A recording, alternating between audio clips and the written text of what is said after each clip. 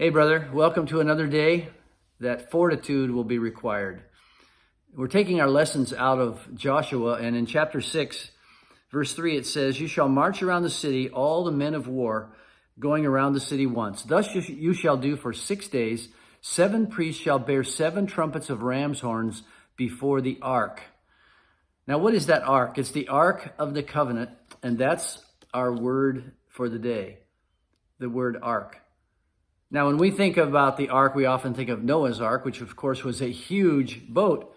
But this ark was a gold-covered wooden chest, and inside it was a portion of manna to help remind them of their sojourn, the stone tablets containing the 10 Commandments, and the budded rod of Aaron, which signified his priesthood. And these were things for their memory, but it was also something that signified basically the presence of God in their history, in their present, and on into their future. And they were to bear this ark around the city. Now, it was never to become sort of a magic charm. It was never to be a talisman that just wherever they carried it, they would have victory. They started treating it that way. But they were to treat it as something holy, and the army went before it, and the army came after it, and the priests were there blowing the trumpets to signify the presence of the Lord. And as they marched around the city, that's what they were to remember.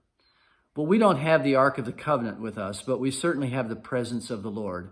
And I just want to give you one verse today as you walk into your day, because Jesus gave us not only our marching orders that we are to take to all the nations, but along with those marching orders, he said, "Here's what I promise will always be yours." He says in Matthew 28, verses 19 and 20, we know it as the Great Commission, but listen to it with different ears for your own fortitude. He says, Go therefore and make disciples of all nations, baptizing them in the name of the Father and the Son and the Holy Spirit, teaching them to observe all that I have commanded you, and behold, I am with you always to the end of the age.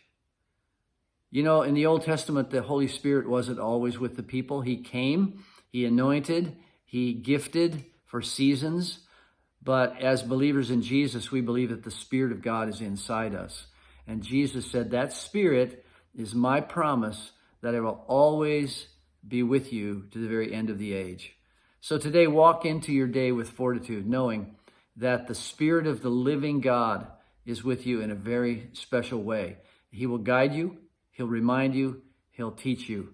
Have a day of fortitude. I'll see you tomorrow.